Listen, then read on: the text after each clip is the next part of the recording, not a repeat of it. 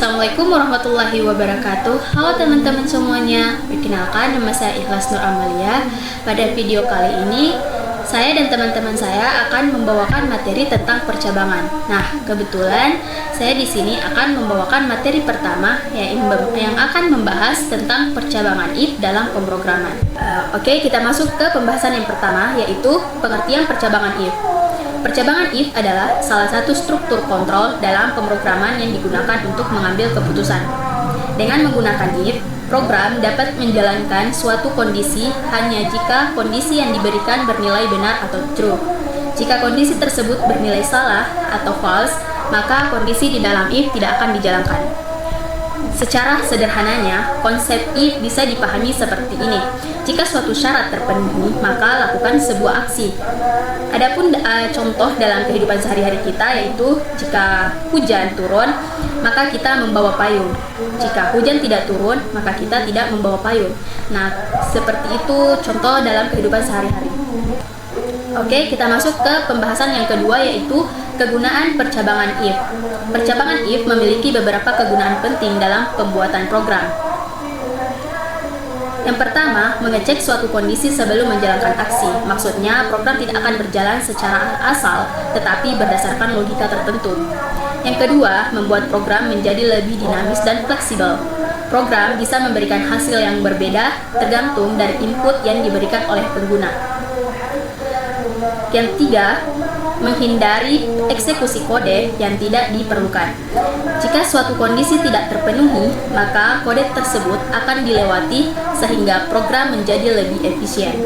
Contoh penerapan percabangan if dalam program antara lain: pertama, menentukan apakah seseorang lulus ujian, mengecek apakah angka yang dimasukkan bernilai positif, atau memeriksa apakah password yang dimasukkan sudah benar. Itu merupakan contoh kasus penerapan percabangan if. Sekarang kita masuk ke sintaks dasar percabangan if, khususnya untuk satu kondisi. Bentuk umumnya adalah sebagai berikut. If, kondisi, kurung kurawal, dalam kurung kurawal kode yang dijalankan jika kondisi benar. Di sini, kondisi merupakan sebuah ekspresi logika yang hasilnya hanya bisa bernilai true atau false. Jika kondisi tersebut bernilai true, maka kode di dalam tanda kurung kurawal akan dijalankan. Namun, jika kondisi bernilai false, maka kode di dalam akan dilewati. Perlu diperhatikan bahwa tanda kurung kurawal sebenarnya boleh dihilangkan jika hanya ada satu perintah. Namun disarankan untuk tetap menggunakannya agar kode lebih rapi, jelas, dan menghindari kesalahan logika. Nah, kita masuk di bagian contoh percabangan if. Di sini kalian bisa lihat contoh programnya dan outputnya. Kita memiliki sebuah program yang meminta pengguna memasukkan sebuah angka. Kemudian, program akan mengecek apakah angka tersebut lebih besar dari 0. Jika angka lebih besar dari 0, maka program akan menampilkan pesan bahwa angka tersebut adalah angka positif. Jika kondisi tersebut tidak terpenuhi, maka program tidak menampilkan apapun, karena kita hanya menggunakan if satu kondisi. Dari contoh ini, bisa kita lihat bahwa program hanya bereaksi jika kondisi benar dan akan diam jika kondisi salah. Ada juga tips dan hal penting yang perlu kita ketahui dalam percabangan if. Pertama, percabangan if hanya memiliki satu kondisi. Jika kita ingin memberikan pilihan alternatif, maka kita perlu menggunakan else atau else if, yang mungkin akan dibahas pada materi selanjutnya. Kedua, pastikan kondisi yang digunakan menghasilkan nilai true atau false. Dan yang terakhir, gunakan tanda kurung kurawal meskipun hanya satu baris kode agar program lebih aman dan mudah dipahami. Sebagai kesimpulannya, percabangan if digunakan untuk menentukan apakah suatu blok kode akan dijalankan atau tidak berdasarkan kondisi tertentu. Sintaksnya sederhana, tetapi perannya sangat penting dalam membuat program menjadi lebih fleksibel dan responsif terhadap input. Dengan memahami percabangan if, kita sudah memiliki dasar yang kuat untuk mempelajari percabangan lainnya dalam pemrograman. Sekian penjelasan dari saya mengenai materi pertama, yaitu percabangan if. Selanjutnya akan dibahas oleh rekan saya dengan materi if else. Baiklah, di sini saya akan menjelaskan materi tentang if-else. Yang pertama itu pengertian if-else. Percabangan if-else adalah struktur kontrol dalam pemrograman yang digunakan untuk mengambil keputusan berdasarkan suatu kondisi. Jika kondisi yang diuji bernilai benar atau true, maka blok kode pada if akan dijalankan. Sebaliknya, jika kondisi salah atau false, maka blok kode pada else yang dijalankan. Fungsi dan kegunaan if-else. If-else digunakan ketika program memiliki dua kemungkinan keputusan. Struktur ini sangat membantu dalam menentukan tindakan yang berbeda berdasarkan hasil pengecekan kondisi, sehingga program tidak berjalan secara lurus, tetapi dapat menyesuaikan dengan keadaan yang terjadi. Di sini saya akan menjelaskan contoh program if-else. Yang pertama itu input string digunakan untuk agar bisa memakai sin dan cout. Kemudian using namespace std agar setiap program tidak menulis std. Kemudian integer main. Di sini fungsinya untuk bisa menjalankan suatu program. Kemudian integer nilai. Cout memasukkan nilai. Integer nilai adalah mendeklarasikan variabel nilai dengan tipe data integer. Kemudian cout memasukkan nilai, menampilkan teks, memasukkan nilai ke layar. Kemudian cin yaitu nilai. Kemudian if nilai besar sama dengan 75, coutnya lulus. Else cout tidak lulus. Return sama dengan memberhentikan suatu program. Kemudian di sini ada outputnya. Ketika kita memasukkan nilai 90, maka yang muncul itu adalah lulus. Sedangkan ketika kita memasukkan nilai 60, maka yang muncul itu tidak lulus. Materi selanjutnya yaitu cara kerja if-else. Program akan mengecek kondisi pada bagian if. Jika kondisi terpenuhi, program langsung menjalankan perintah di dalam if dan melewati else. Namun, jika kondisi tidak terpenuhi, maka perintah di dalam else akan dijalankan. Kemudian kesimpulan. Percabangan if-else digunakan untuk menentukan dua pilihan keputusan dalam program. Struktur ini sederhana, mudah dipahami, dan sangat cocok digunakan untuk pengambilan keputusan dasar seperti lulus atau tidak lulus, benar atau salah, serta ya atau tidak. Assalamualaikum warahmatullahi wabarakatuh. Perkenalkan, nama saya Waude Hilda Jaya, NPM 2024-020063. Dan pada video kali ini saya akan membahas tentang percabangan if-else. Tanpa berlama-lama lagi, kita langsung masuk saja ke pembahasannya. Pertama-tama kita harus tahu terlebih dahulu apa sih itu percabangan if-else.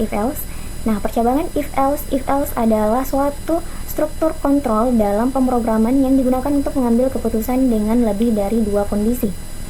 Yang dimana struktur ini memungkinkan program mengecek beberapa kondisi secara berurutan, di mana kondisi yang pertama kali bernilai benar akan dijalankan dan kondisi setelahnya akan dilewati.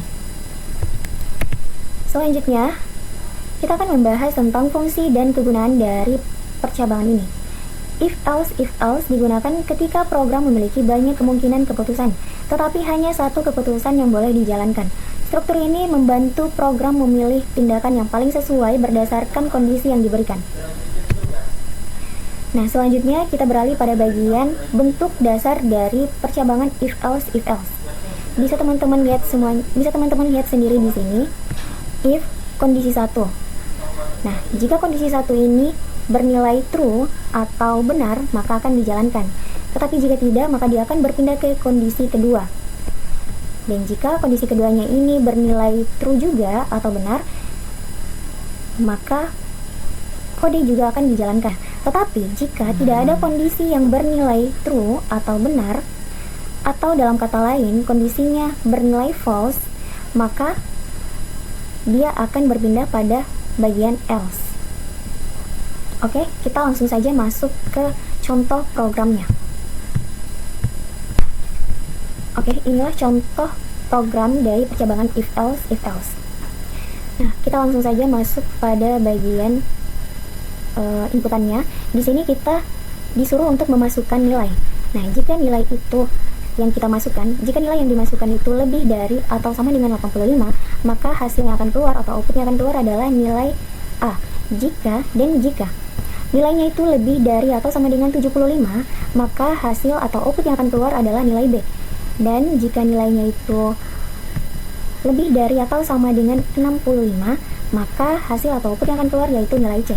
Tetapi jika tidak ada yang memenuhi ketiga kondisi ini, maka output atau hasil yang akan keluar yaitu nilai D.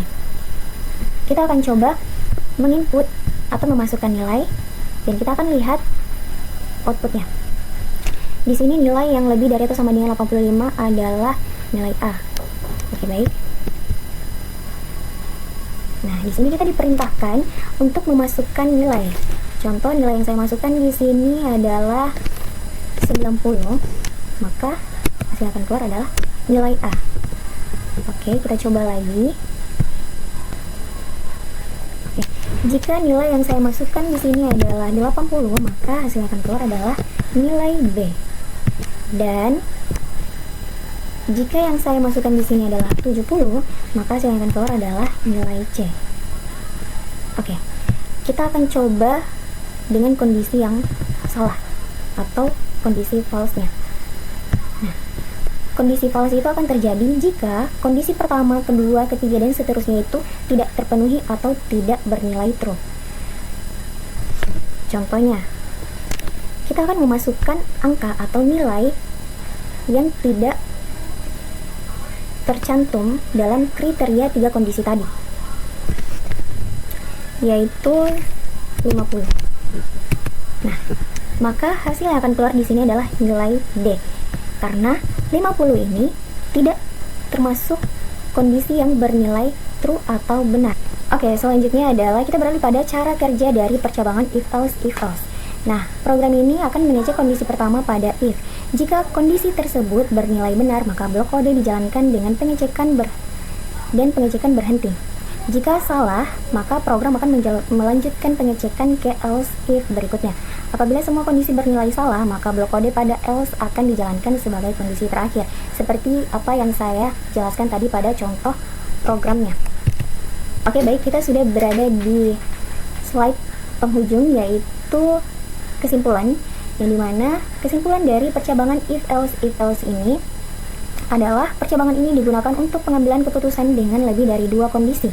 Struktur ini membuat program menjadi lebih fleksibel dan terstruktur dalam menangani berbagai kemungkinan hasil berdasarkan kondisi yang diberikan. Oke, baik, mungkin sekian dari pembahasan saya tadi. Jika ada salah kata atau ada yang kurang, mohon dimaklumi dan mohon dimaafkan.